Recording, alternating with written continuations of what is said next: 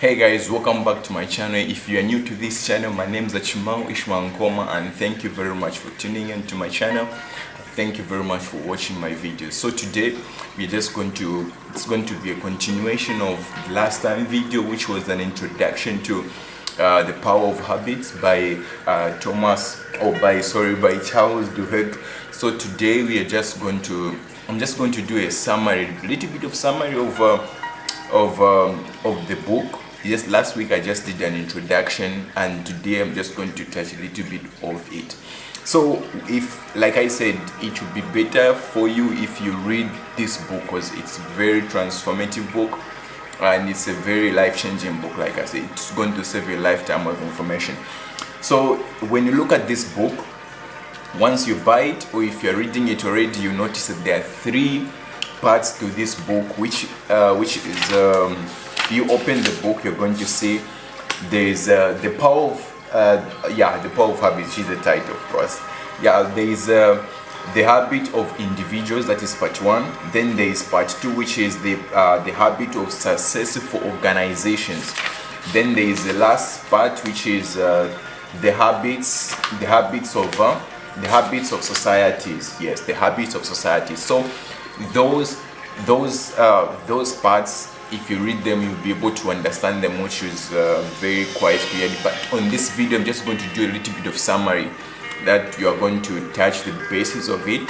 But I would encourage you to read it again and again. I emphasize on that. So my main focus is going to be on the first part, because the first part, which is the individual, which is the habits of individuals.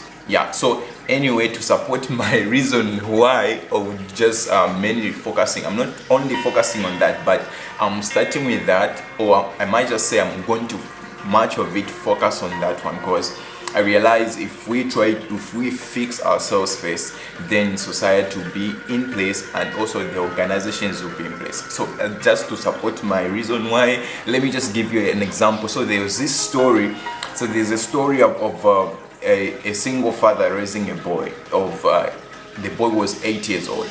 So it's a situation of this pandemic period of the coronavirus situation. So the father was busy working at home, busy trying to work in the living room, but the boy just kept on disturbing the father.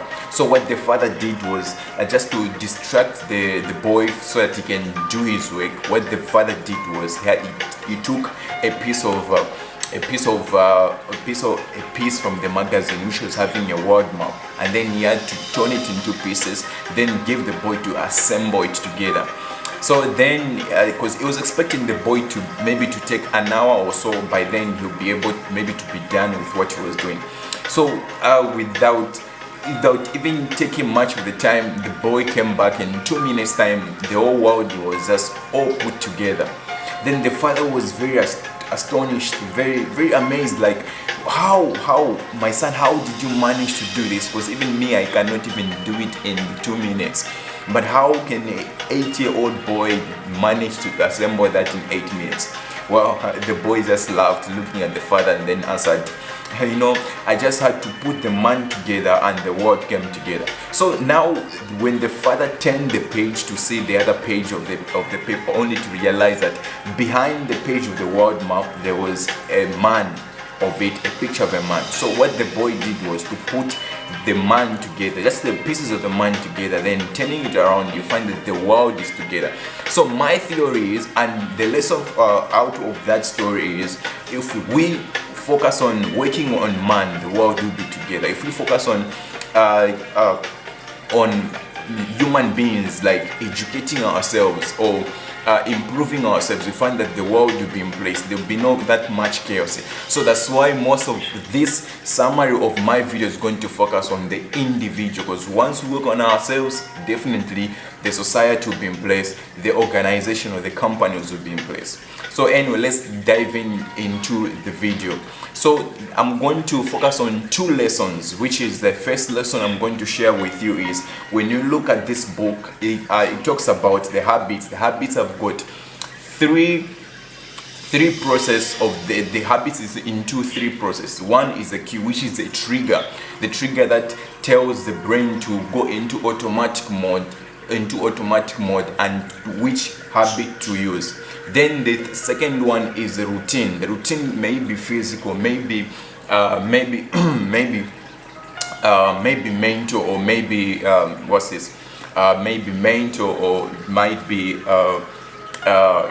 physical, like I said. Yeah. So anyway, then the third one is the reward. So the reward it's the reason why. It's a reason, or the main reason why the brain focuses on what would be the reason of why this rule, or this routine, or this habit has to be saved for the future purposes, I would say. Because remember last time I talked about the brain uses tons of energy, and for it to work properly, it find a way to save much energy. So that's where the habit comes from. Once the habit is like you keep on doing it over and over again, you find that it becomes automatic.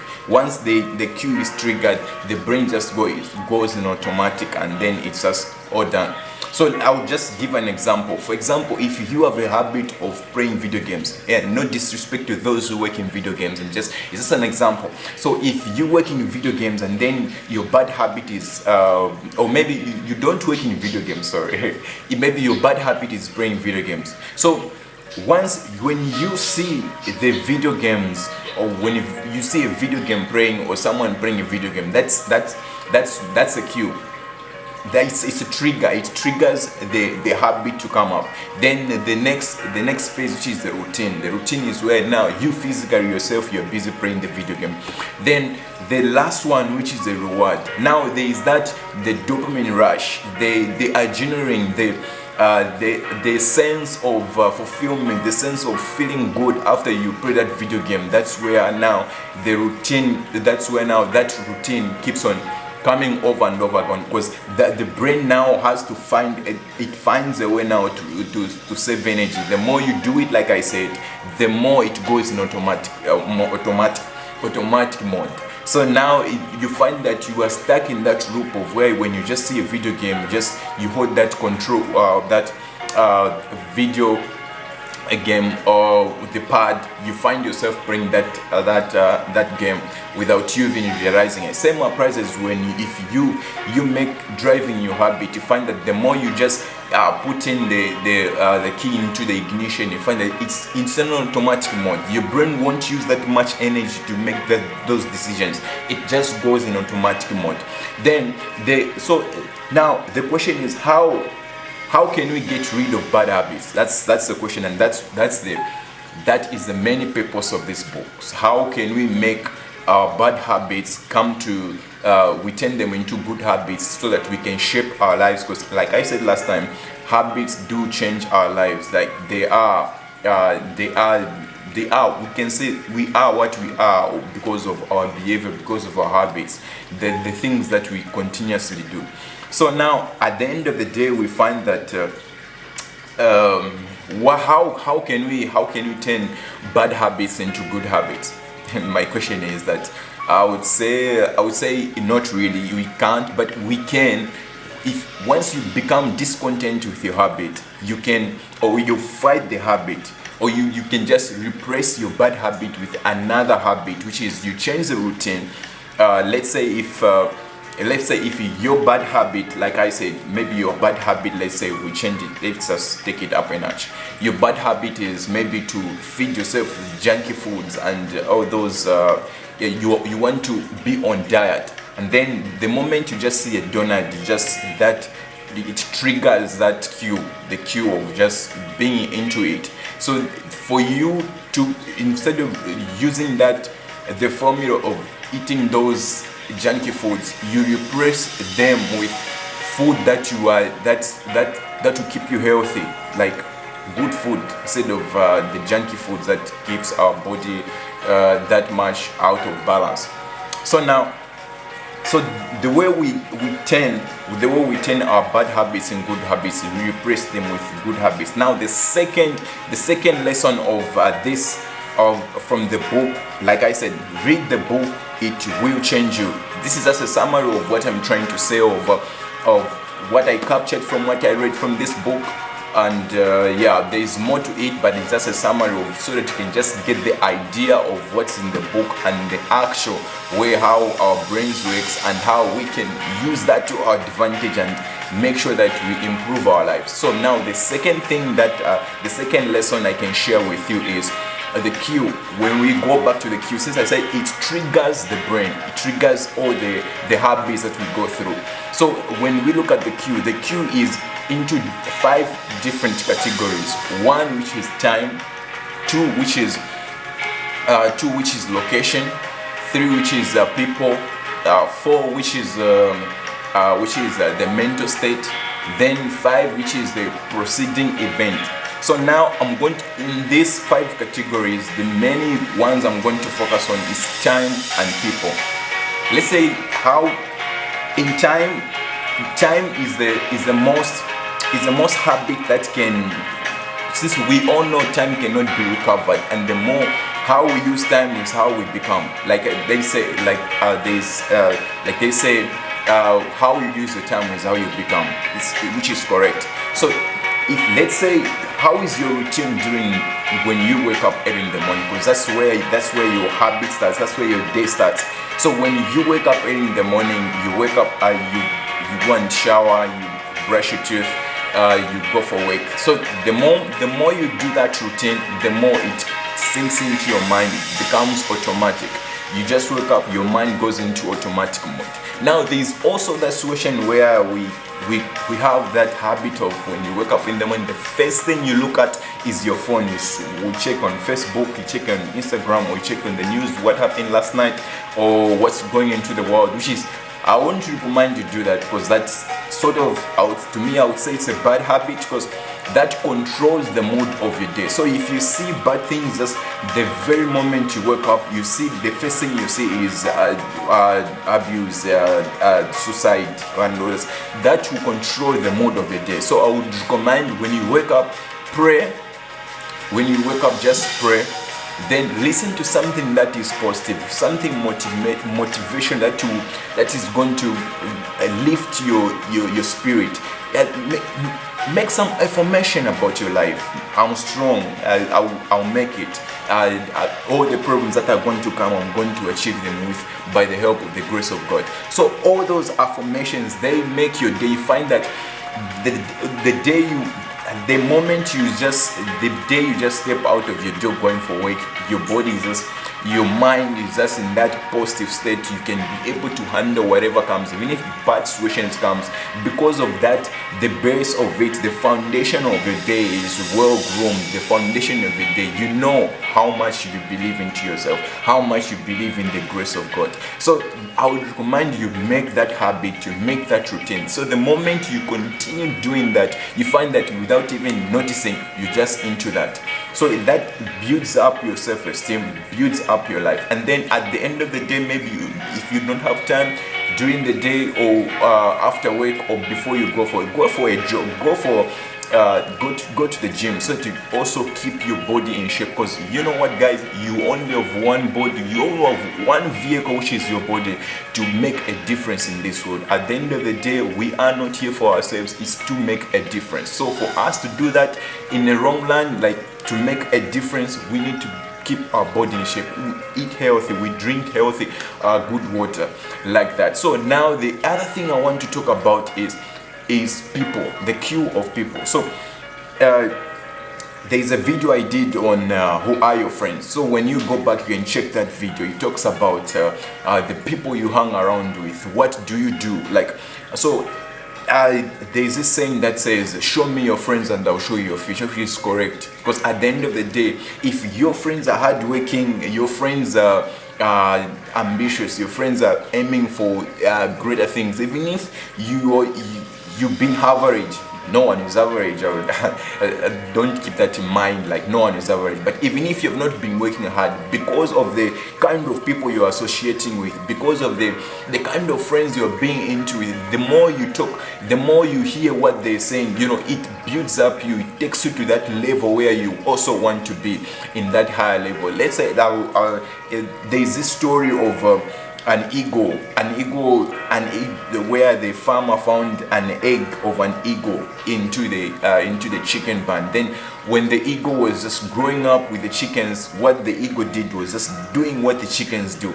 But during the day, we would see an eagle just flying, soaring, then asking the chickens, "Who is that bird?" Then they're like, "You don't even think about that. You can never become like that eagle. He's the king of the birds." So it's all about who are the friends that you're hanging around with.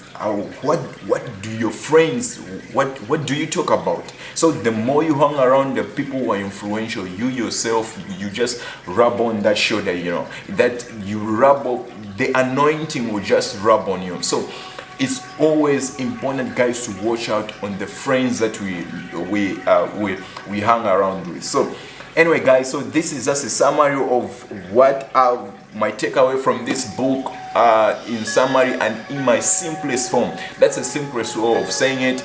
But if I would go into all the terms and terminologies that are in this book, trust me, you still, like I said, read the book. It's very, very helpful. Read the book. Read.